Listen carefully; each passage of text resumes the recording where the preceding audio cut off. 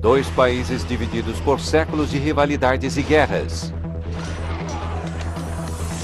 E 34 quilômetros de mar traiçoeiro. E então uma ideia radical: escavar um túnel para ligá-los 100 metros abaixo do leito do mar. Em jogo, bilhões de libras e as vidas de 8.000 operários. Se desse certo, seria o mais longo túnel submarino do mundo. Mas inundações, incêndios e uma crise financeira deixou o Eurotúnel à beira do desastre desde o início.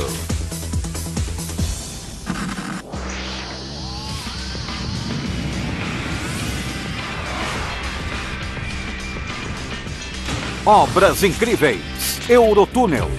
7 anos foram precisos para construí-lo, e os engenheiros o chamam de uma das 7 maravilhas do mundo moderno. Tudo começou na Europa, mais especificamente Inglaterra e França. Desde que as geleiras da Era Glacial derreteram 13.000 anos atrás, os dois países estão separados por uma formidável massa de água, o Canal da Mancha. As duas nações passaram séculos guerreando, e para muitos ainda é uma relação de amor e ódio. Mas o grande estímulo comercial para os dois países é um incentivo do qual ninguém pode abrir mão. Em 1986, a primeira-ministra britânica Margaret Thatcher e o presidente francês François Mitterrand decidiram construir o Eurotúnel. Toda a verba de 3 bilhões de dólares seria fornecida pela iniciativa privada.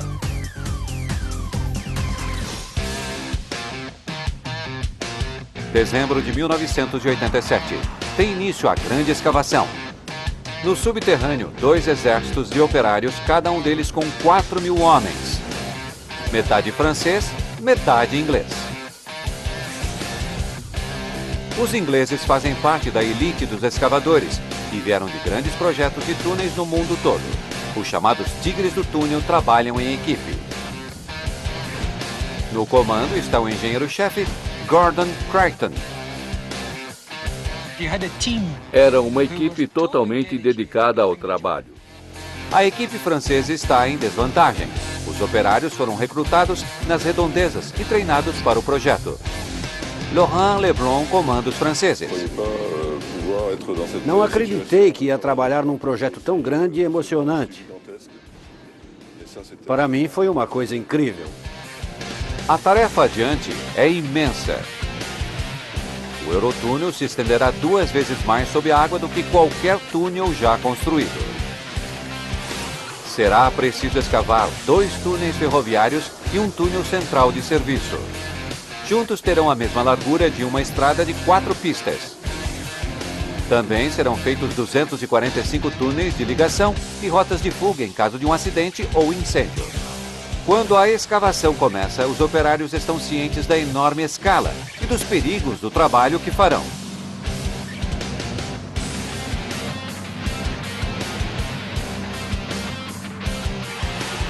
Acima deles, 100 metros de água do mar e abaixo, o leito marinho rochoso. Todo dia a gente pensa no que se meteu. Só tem um jeito de entrar e de sair. O trabalho levará os trabalhadores ao limite e exigirá muito da tecnologia disponível. Esta é a máquina tuneladora, ou TBM. Este monstro subterrâneo é o responsável pela escavação.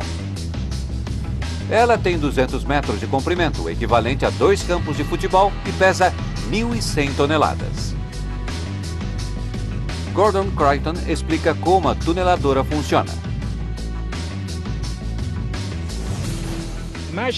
Imagine que este é o leito do canal.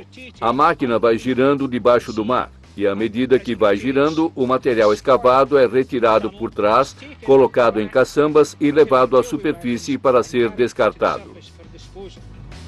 Além disso, enquanto gira, ela vai instalando um suporte ao redor dela, que é o revestimento permanente. Um mês após o início da escavação, com o solo seco, as tuneladoras inglesas tomam a dianteira. Diariamente, centenas de placas de concreto são enviadas para revestir o teto do túnel à medida que vai sendo escavado.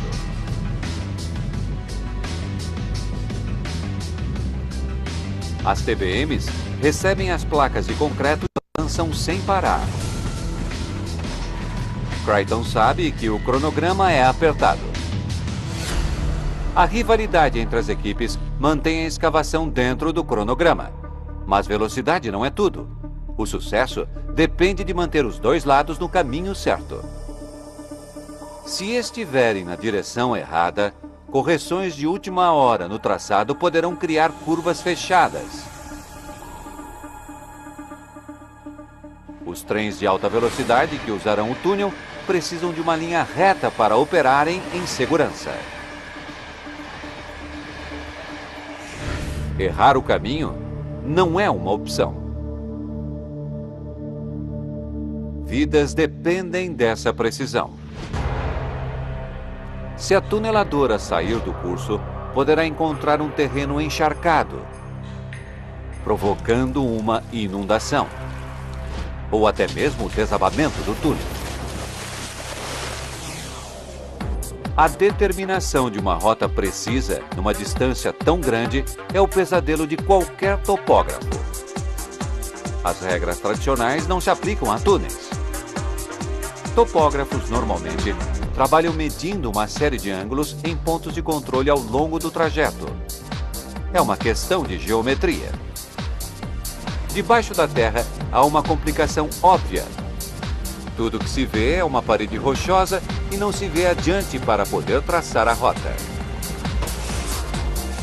Um túnel ocupa um espaço tridimensional debaixo da terra.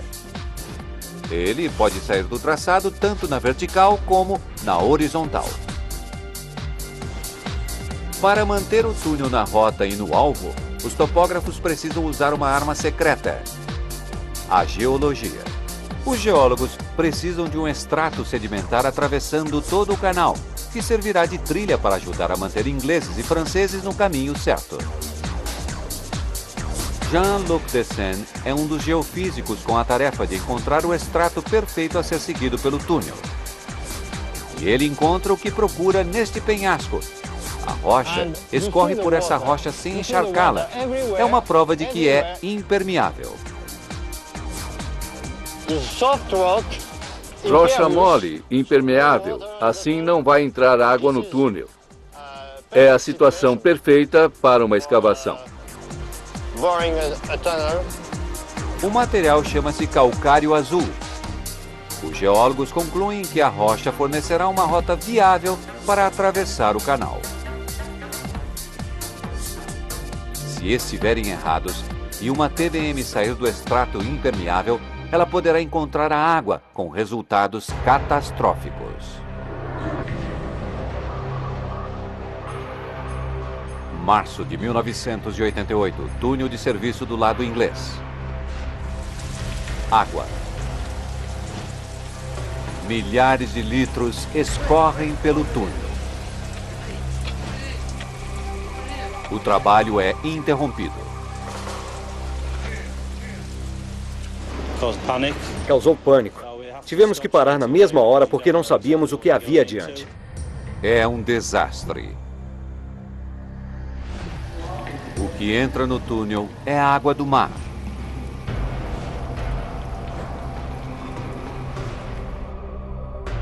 A água penetra com a força de uma mangueira de bombeiro. 300 litros por minuto. Então, surge uma rachadura no teto do túnel. Pedras começam a cair. A água penetra pelas fissuras e solta pedaços do teto. O engenheiro-chefe Gordon Crichton tem de acabar com os vazamentos, mas antes precisa descobrir a causa. Um levantamento de 18 meses encontrou uma camada especial de rocha que deveria ser impermeável. Mas, na verdade, o extrato rochoso pelo qual o túnel passa está repleto de falhas geológicas.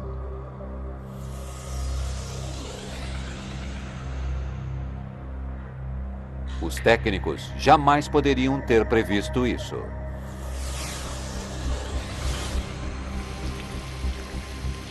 No lado inglês, Crichton evita um desastre. Os operários fecham os vazamentos e trocam o revestimento de concreto por placas de ferro fundido, mais resistentes.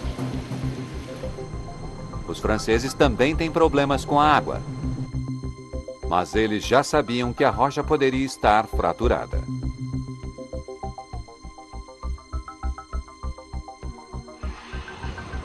A decisão francesa de usar TBMs impermeáveis começa a dar retorno.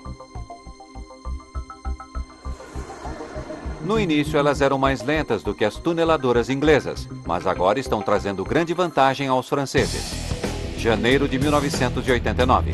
Após 9 meses torturantes, os ingleses finalmente encontram um terreno seco, mas a pressão para alcançar os franceses continua intensa.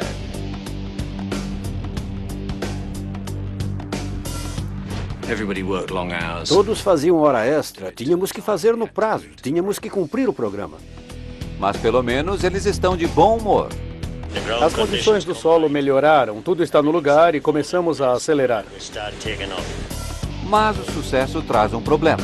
O uso intenso de placas de revestimento ameaça acabar com o estoque delas. A escavação então poderá parar, causando um prejuízo de milhões de libras.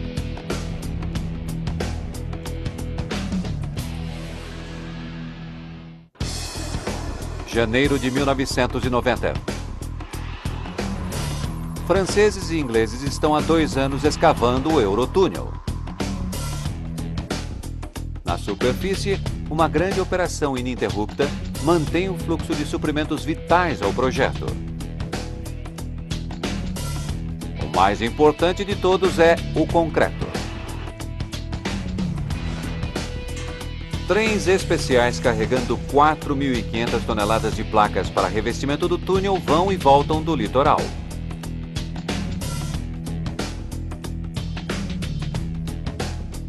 Mas a equipe inglesa está prestes a ter outro problema. O litoral francês plano fornece espaço suficiente para o armazenamento de placas de revestimento próximo à entrada do túnel.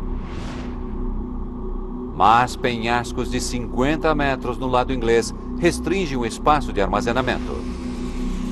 Com o aumento da velocidade de escavação, o espaço fica cada vez mais limitado. Por sorte, alguém tem uma ideia.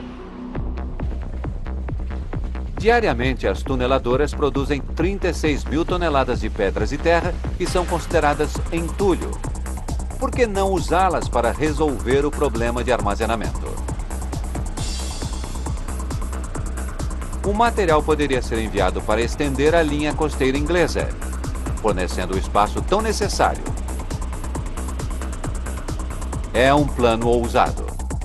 O problema de armazenamento é resolvido e a Inglaterra fica 36 hectares maior. No subterrâneo, a hora da verdade se aproxima com ingleses e franceses se aproximando do ponto de contato. Após 3 anos e 37 quilômetros escavados, será que as duas equipes vão de fato se encontrar no meio? Quando uma pequena broca penetra o solo, uma corrente de ar penetra no túnel. Ar da França. Operários franceses e ingleses rapidamente quebram a rocha que separa os dois países desde a era glacial. E então, um momento histórico. Passaram! Passaram! Eles passaram! Passaram! Passaram! Eles passaram! O operário britânico Graham Peck dá o primeiro passo em território francês e entra para os livros de história. Para mim é só fama por um dia. Sou apenas um membro da equipe.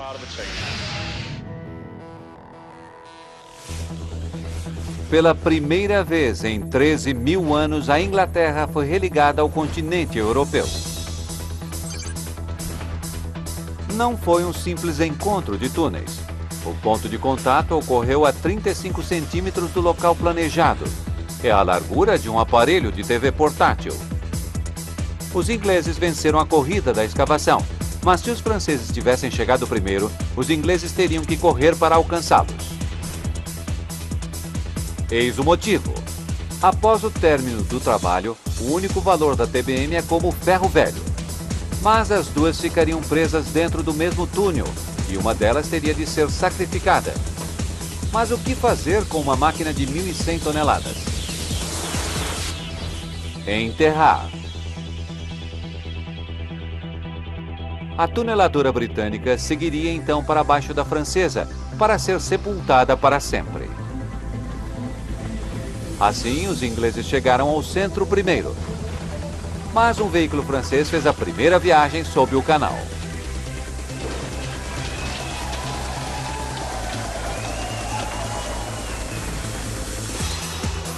Maio de 1991. O Eurotúnel está finalmente terminado. Mas por trás da celebração, um grupo não está tão satisfeito. Os investidores. Embora seja o maior túnel submarino do mundo, os atrasos fizeram o orçamento subir de 1 bilhão e 300 milhões para mais de 2 bilhões de libras. Quando os escavadores vão para casa, outro exército de operários começa a trabalhar. Eles vão construir 2 enormes terminais, assentar 195 quilômetros de trilhos e instalar um gigantesco sistema de resfriamento, que vai extrair o calor gerado pelos trens de alta velocidade.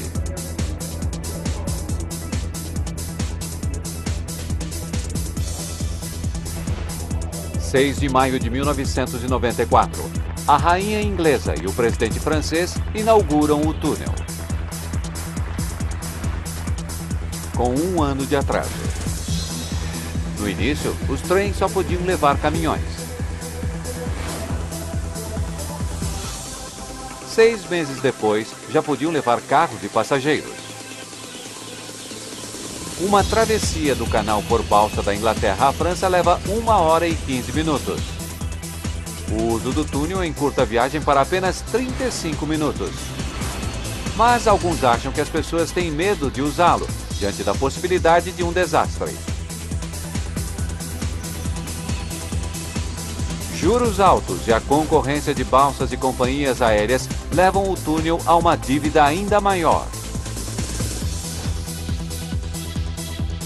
Em 1996, o Eurotúnel já estava aberto há mais de 1 ano, mas os negócios iam mal.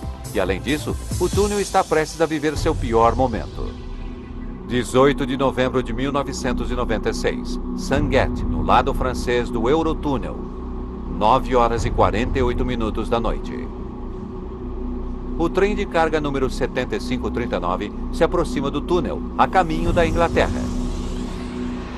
A bordo, uma carga letal. Um caminhão pega fogo lançando fumaça e chamas. Funcionários detectam um incêndio e comunicam imediatamente a ocorrência.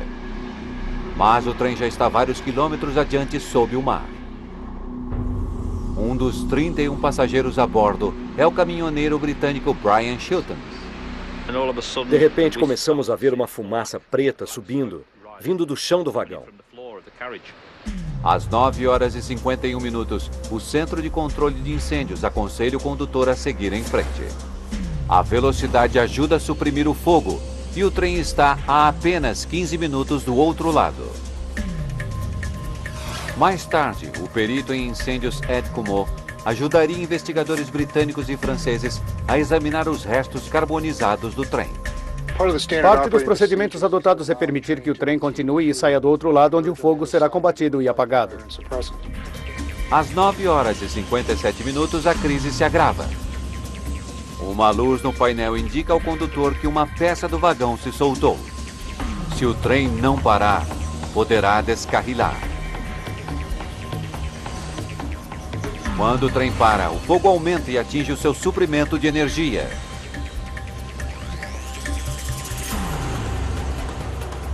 As luzes se apagaram. Parecia o inferno.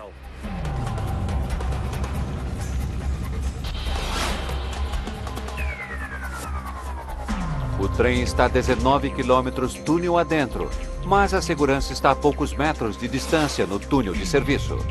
Para chegar até ele, os passageiros precisam encontrar uma das pequenas passagens ao longo da parede do túnel principal, mas eles não conseguem ver nada em meio à fumaça espessa.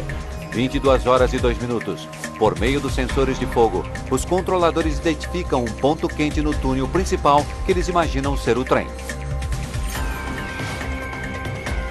Eles abrem a porta da passagem mais próxima remotamente. Bombeiros franceses são enviados pelo túnel de serviço até a porta 4101. Eles chegam às 22 horas e 20 minutos. Mas, para o horror deles, não há trem. É a porta errada. As chances de salvar os passageiros diminuem a cada minuto. A bordo do trem, o condutor vê uma bolha de ar puro através da fumaça e conclui que deve haver uma rota de fuga aberta. Vimos as chamas aumentando no trem, os veículos explodindo, pneus, tanques e os caminhões. Eu diria que todos nós ficamos a minutos de morrer. Durante 7 minutos, os passageiros caminharam às cegas através da densa fumaça. Com olhos lacrimejando e pulmões intoxicados, eles chegam à porta aberta. Às 22 horas e 24 minutos, eles finalmente encontram os bombeiros. Não há nenhuma vítima fatal, mas é uma dura lembrança dos perigos de uma emergência no subterrâneo. O túnel é reparado e reabre 2 semanas depois. Mas os danos à imagem levariam muito mais tempo para serem superados. 11 homens morreram durante a construção do Eurotúnel. Para o engenheiro-chefe Gordon Creighton, o túnel é uma homenagem permanente a eles e a todos aqueles que o construíram. As pessoas tinham orgulho de trabalhar nele, e foi isso que levou a construção até o fim. Para o chefe francês Laurent Leblon, o túnel é a maior obra de sua vida. Para mim é uma grande lembrança, a maior experiência da minha vida, sem dúvida. Um túnel submarino para unir 2 países parecia ser um plano excêntrico. Mas o Eurotúnel superou o ceticismo, contornou uma montanha de dívidas e resistiu ao fogo e à inundação. É uma das maravilhas da engenharia moderna e mudou a face da Europa para sempre. Versão Marshmallow São Paulo.